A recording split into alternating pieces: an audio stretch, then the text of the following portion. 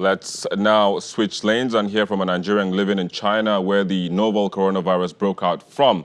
And before we do that, of course, you can still be a part of the discussion this time around using the hashtags Channels TV, Channels Beam, hashtag coronavirus. And you can also tweet at Channels TV, at Channels Beam, at Victor_MBIDI. Now, the Nigerian living in China, he is by name Charles Olabi. He is a physics researcher at the Chinese Academy of Sciences, Key Laboratory of Geospace Environment at the School of Earth and Space Sciences, University of Science and Technology in China in Haifai, Anhui Province. It's a pleasure to have you on the program, Mr. Olabi. Thank you very much, Mr. Victor. Of course, you're welcome. We're glad you're safe in the midst of all of this, global health crisis. What has been your situation since you have pretty much been in quote unquote now lockdown? For the past 1 month now, the country has shut down, and it has not been very easy for some of us because we have not experienced those hard time before. For example, for the past 6 months now, I've been indoor. So before the lockdown, I normally go to the lab, go to the office between the hour of 7:50 and 5. But immediately they announced the lockdown, I was unable to go. And during this period, I didn't have any food or food stuff in my room, in my apartment. So it was very hard for me to get food to eat for 1 week. So But after how have you 1 been? week, How have you been surviving without food? I mean, that's a lot. 1 week is quite a lot of I'll time. just for for the first 1 week, I manage what I have in the house. Maybe around towards the end of the week, so I have to be drinking water and some other things I have at home. I cook everything I have within 2 days. So after that 2 days, it wasn't easy for me to get something.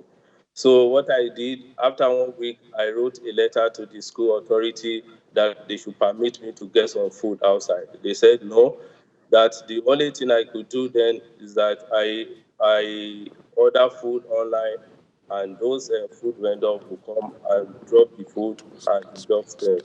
So that was what I did for the first week. So after 2 weeks, I was managed to go out to some mall and get some food stuff.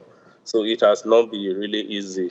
Regarding my research as a space physics researcher here in China, so I was about coming to that. What has been happening to your research? okay. Regarding my research, it is not very easy also because it was not announced to us that they are going to shut down China. So normally, my normal routine is to wake up and prepare and go to the lab. You understand? But after 1 week, I was unable to go to the lab. My laptop, everything, all my things, everything there are in the lab. So for that 2 weeks, I was unable to do anything. I could not access my paper, my data, everything. So after that 2 weeks, I have to write again to the school authority. So they permitted me to go to the lab and take my laptop so that I can work from home. But it's not just very easy because I deal with big data. All my data, I can't run my data. I have to use a supercomputer to run my data. So I can't run data from home. So it has not been easy. And by March ending, I'm supposed to have finished my research. But now we don't know. I don't know when I'm going to finish. I don't know. We don't know anything for now. They just All right. told So us so to so stay what's indoors. what's what's the next line of action? What would be your next line of action? So regarding that, we just have to obey what the authority is saying for now. So they keep sending us email to inform us what they are doing and what they are going to do and where we are going to start. So, but for now, we don't know. But I think hopefully we are going to resume, but we don't know the actual time because the number of new cases reduced drastically. So that means we are heading to positive side of it. So, but now we don't know when school will resume. We hope that all of that comes to an end in the very nearest future. But I mean, I'd have to say that, again, like you said, safety first, obey all the rules and regulations given by the authorities and stay safe. Because one thing that I know is that Nigeria and even the world needs your expertise in the very nearest future. But I have to say thank you for joining us on the program. Charles Owolabi, physics researcher, joining us via Skype from China. Thank you very much, Victor. You're welcome. Nice speaking with you. Of course, me too. And that's where we are on the program, but we'll be back with the most viewed videos on our YouTube channel in the past week. Please stay with us.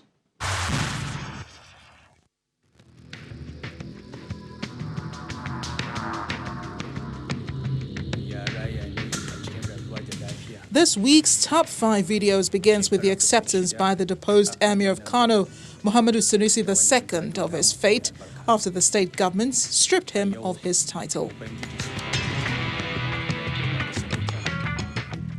It is followed in fourth by the testimony of a lady who escaped a baby-making factory in Ogun State. Some of them is my family members.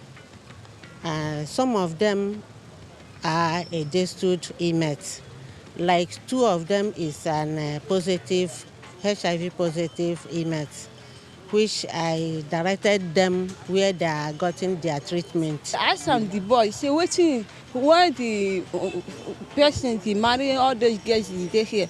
She tell me when na business she come and do.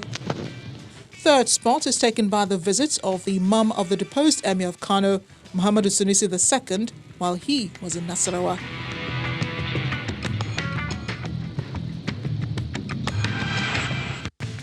The announcement of the dethronement of the Emir by the state government comes in second. The governor, in consultation with the Emirate Council, may depose any Emir in the following circumstances. 1. The deposition is required in accordance with the tradition or is necessary for the preservation of custom and tradition or peace, order, and good governance. While in first place is the movement of the deposed Emir to Nasarawa State after he was dethroned.